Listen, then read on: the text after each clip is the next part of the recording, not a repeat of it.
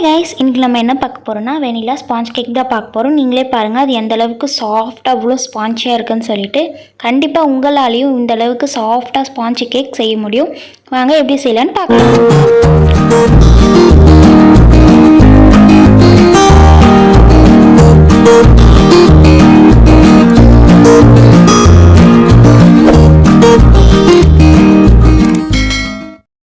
Sponge கேக்கு தேவையான ingredients என்னென்னு பார்ப்போம். நான் ஒரு கப் போல் குக்கிங் ஆயில் எடுத்திருக்கேன். அதுக்கப்புறமா நம்ம சால்ட் உப்பு எடுத்திருக்கேன். ஒரு கப் மைதா. நான் எந்த கப்பில் எண்ணெய் எடுத்தனோ அதே கப்பில் ஒரு கப் நான் மைதா எடுத்துக்கிறேன். 1/2 ஸ்பூன் பேக்கிங் சோடா, 3 முட்டை, வெனிலா எசன்ஸ் 1 ஸ்பூன்,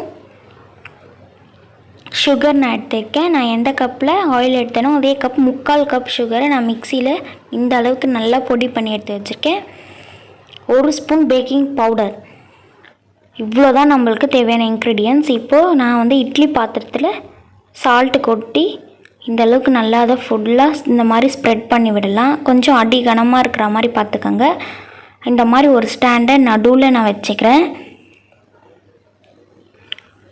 இப்போ நான் மூடி போட்டு ஒரு 10 நிமிஷம் இது ப்ரீஹீட் பண்ணலாம். சிம்மில் வச்சுக்கோங்க. அதுக்குள்ளே நம்ம இந்த பேக்கிங் ப்ராசஸ் பண்ணிடலாம். இப்போ நான் ஒரு பவுலில் 1 கப் ஆயில் விட்டுக்கிறேன். 3 முட்டை,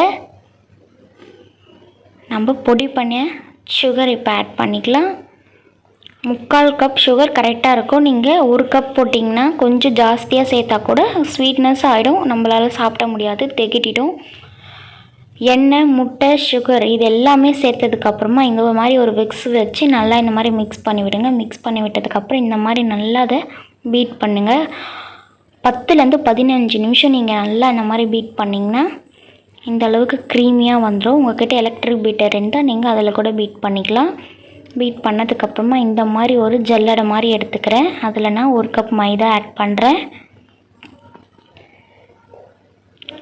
1 spoon baking powder, 1/2 spoon baking soda, ஒரு பிஞ்ச் சால்ட்டு சேர்த்துக்கிறேன். ஒரே ஒரு பிஞ்சு சேருங்க, ரொம்ப அதிகமாக சேர்த்துடாதீங்க. எல்லாத்தையும் சேர்த்து இந்த அளவுக்கு நல்லா அதை மிக்ஸ் பண்ணி ஜலிச்சிடுங்க. இந்த மாதிரி நம்ம செய்யறதுனால எல்லா பவுட்ருமே எல்லாமே நல்லா மிக்ஸ் ஆகிடும்.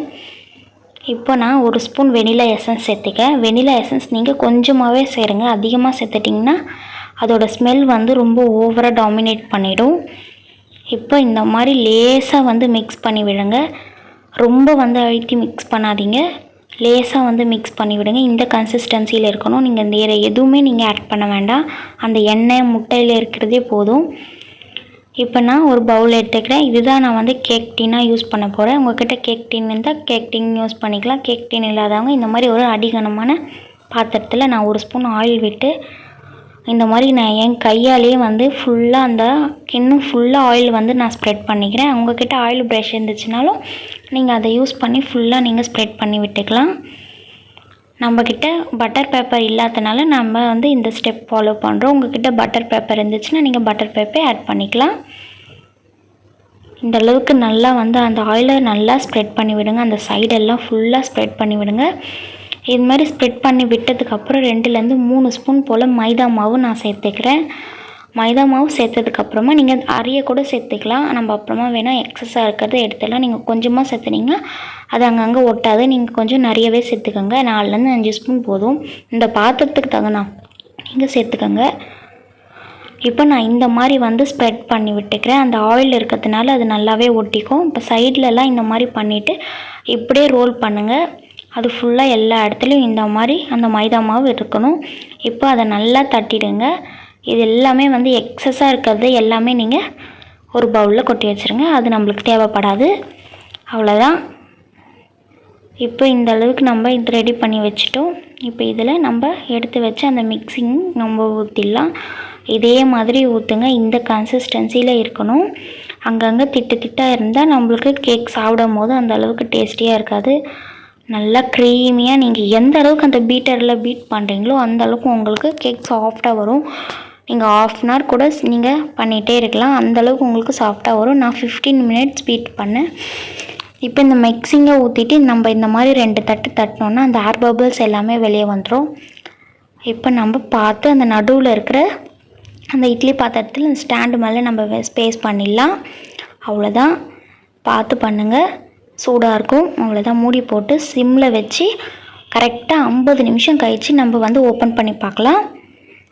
50 நிமிஷம் கழிச்சு நான் ஓப்பன் பண்ணி பார்க்குறேன். நீங்களே பாருங்கள், கேக் ரொம்பவே ப்ளஃபியாக வந்திருக்கு. இந்த மாதிரி ஒரு குச்சியோ இல்லை கம்பி இந்த மாதிரி இருந்தால் நீங்கள் எடுத்து இந்த மாதிரி சைடில் குத்தி பார்க்கலாம். பாருங்கள், ஒட்டவே இல்லை. நான் சைடுலேயும் ஒட்டலை, நடுவுலேயும் ஒட்டலை, எல்லாமே நல்லாவே வெந்துச்சு. இப்போ நம்ம பார்த்து எடுங்க, சூடாக இருக்கும். இந்த மாதிரி எடுத்து ஒரு 10லேருந்து 15 நிமிஷம் நல்லா அதை ஆற வைங்க. ஃபேன் காற்றுல வச்சிங்கன்னா மேலே கேக் காஞ்சிடும். பார்த்து அதை ஆற வைங்க. ஆறுனதுக்கப்புறமா அந்த மாதிரி ஒரு கத்தி எடுத்து அந்த ஓரங்களில் இந்த மாதிரி ஃபுல்லாக பண்ணி விடுங்க. நீங்களே பாருங்கள், நான் பண்ணும்போதே அந்த கேக் எந்த அளவுக்கு சாஃப்டாக இருக்குன்றது உங்களுக்கே தெரியும். இந்த அளவுக்கு ஓரங்களெல்லாம் நல்லா பண்ணிவிடுங்க. பாருங்கள், எவ்வளோ சாஃப்டாக இருக்குது. இப்போ நம்ம இதை ஒரு பிளேட் இந்த மாதிரி மேலே வச்சு அதை அப்படியே நம்ம திருப்பி போட்டுடலாம். இந்த மாதிரி பண்ணும்போது அந்த கேக் ஆறி இருந்தால் தான் ஃபுல்லாக இந்த மாதிரி ஒட்டாமல் வரும். நீங்கள் சூடாட பண்ணிங்கன்னா கேக் அந்த கிண்ணத்துலேயே ஒட்டிடும். அது அந்த அளவுக்கு கரெக்டாக நம்மளுக்கு வராது. இதை பாருங்கள், நம்மளுக்கு ரொம்பவே சாஃப்ட் அண்ட் ஸ்பாஞ்சி கேக் செம்மையாக ரெடி ஆகிடுச்சு. இன்னும் கூட நீங்கள் 10 நிமிஷம் ஆற விட்டுட்டதுக்கப்புறமா நம்ம கட் பண்ண ஆரம்பிக்கணும். கேக் டின்லேருந்து எடுத்தது உடனே நீங்கள் கட் பண்ணிங்கன்னா அந்தளவுக்கு நல்லா வராது. ஒரு 10 நிமிஷம் ஆறினதுக்கப்புறமா நீங்கள் இந்த மாதிரி கட் பண்ணுங்கள். நீங்களே பாருங்கள் எந்த அளவுக்கு ஸ்மூத்தாக வருதுன்னு சொல்லிட்டு. ரொம்பவே சாஃப்டாக ஸ்பான்ச்சியாக இருக்குது. இதோட டேஸ்ட் கூட ரொம்பவே சூப்பராக இருக்கும். நீங்கள் எல்லாருமே கண்டிப்பாக ட்ரை பண்ணி பாருங்கள். உங்கள் எல்லாருக்குமே இந்த வீடியோ பிடிக்கும். எல்லாருமே ட்ரை பண்ணி பார்த்துட்டு எப்படி இருந்துச்சுன்னு எனக்கு கமெண்ட் பாக்ஸில் கமெண்ட் பண்ணுங்கள். ரொம்பவே soft and sponge vanilla cake எப்படி செய்யறதுன்னு பார்த்துருப்பீங்க. உங்கள் எல்லாருக்குமே இந்த வீடியோ பிடிச்சிருக்கோன்னு நினைக்கிறேன். உங்கள் எல்லாருக்குமே இந்த வீடியோ பிடிச்சிருந்துச்சுன்னா அந்த வீடியோவை லைக் பண்ணுங்கள், ஷேர் பண்ணுங்கள், கமெண்ட் பண்ணுங்கள். மறக்காமல் நம்ம சேனலை சப்ஸ்கிரைப் பண்ணிவிட்டு கூடவே பக்கத்தில் இருக்கிற பெல் ஐக்கானே ப்ரெஸ் பண்ணிங்க. தேங்க்ஸ் ஃபார் வாட்சிங். பாய்.